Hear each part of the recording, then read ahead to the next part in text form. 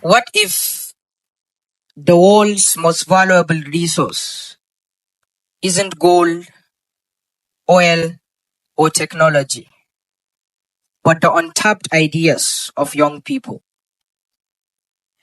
We often say children are the leaders of tomorrow. Believe me, we're setting most of them to fail even before they start. Imagine if the next great solution, the one the world is waiting for, is already in the mind of a young person, lurking in the shadows, yearning to be heard, yet no one ever asks them to speak. How much potential are we losing every single day? We cannot afford the luxury of time. Our global population is getting younger, and so must we. Now is the time to involve children in decision making. Ibrahim Zanna is my name, and I know firsthand what it means to be underestimated. I have spent my advocacy journey fighting for one simple truth. Children and young people deserve the chance to speak, especially when it comes to decisions being made that shape their lives and their future. Born in northeast Nigeria, where insurgency and hardship were a part of daily life, I have witnessed firsthand children with the same dreams as anyone else met with obstacles too great for even the strongest wills to overcome. I knew that if we didn't speak up, the silence will continue to drown the hopes of me and my peers.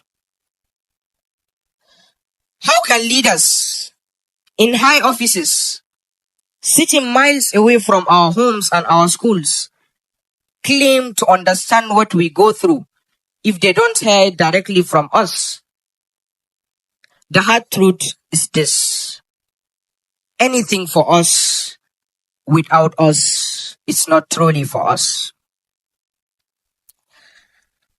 Sometimes people, they ask me, Ibrahim, you are too young to be worrying about these big issues. And I think to myself, well, that's exactly the problem. Why should anyone be too young to even care about their own future? I have had the privilege of attending international discussions. I have represented millions of young voices. And believe me, each time I have seen how powerful it is when leaders truly listen to us. Not out of courtesy, but because they understood that true change only happens when it comes from the perspective of those affected. Sometimes people, they ask us, how is it like being an advocate at such a very young age? They see us in these big stages, in these big rooms, and they say, you are so mature for your age. But what they don't see are the childhood moments replaced by responsibility, the carefree days I will never get back. And I think to myself, no young person has to grow up so fast just to fight for their basic rights. This isn't only about children. It's about young adults on the cusp of building their futures. The barriers they face in education, their basic rights, unemployment, they are real. Imagine a young girl who dreams of being the next Albert Einstein, but has no school to attend. Imagine a young boy who is filled with ideas on how to become the most celebrated icon of tomorrow, but has no one to listen to them. These are not stories you find in the evening news. There are no cameras, no headlines, but they are real. They are a living, breathing reality for children who dare to dream.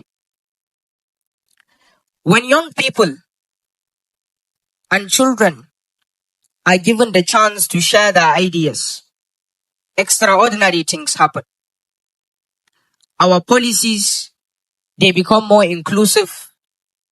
Our nations develop, and our solutions, they become sustainable. If you have ever felt like your voice doesn't matter, or like no one is listening, then I'm here to tell you your voice can change everything. And here are simple steps on how you can get your voice heard. Speak up wherever you are.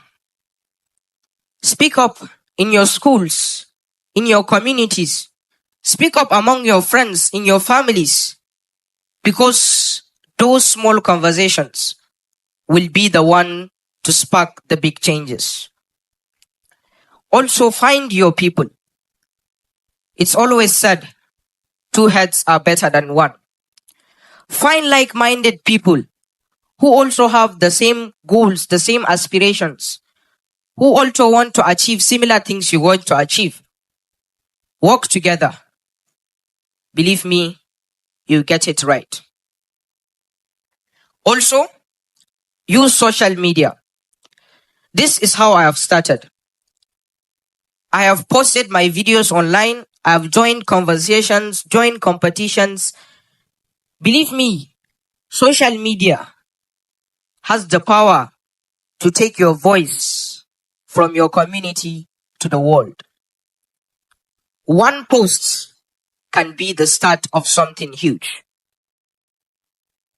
And finally, also never stop trying. The first group of people you speak to might not listen, but as you continue to speak, your voice gets stronger. Always have this mindset that there is light at the end of the tunnel. No matter how long the night is, darkness must surely give way to the light of the dawn.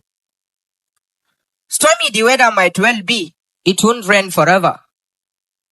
Any type of madness will come to an end. So never give up. It's time to challenge the idea that young people should wait for our turn. We are not just asking to be heard. We are demanding to be heard. We are claiming our place at the table. Believe me, if we don't make room for young leaders today, we'll pay the price of their absence tomorrow. Imagine a world where leaders and young people come to work together, share ideas. I can assure you, you can already imagine the outcome of such discussions. Let's talk for a moment. How did you get here? I know somewhere along the line, you told someone your idea, your plan for the future, your goals, your dreams, your aspirations. Someone listened to you. Someone supported you. Someone helped you grow. Now imagine if no one had. Where would you have been today? So I ask you, whether you are a leader, a parent, a teacher, a brother, a sister, or a friend, how will you make spaces for young voices in your world? Don't just listen to us, support us. Don't just encourage our dreams, empower us. Because the change we all seek lies within those who dare to dream. And it starts with every voice, every perspective, and every idea. I will leave you with the quote of Nelson Mandela. He says, there is no keener revelation of a society's soul than in the way it treats its children. Our leaders know that.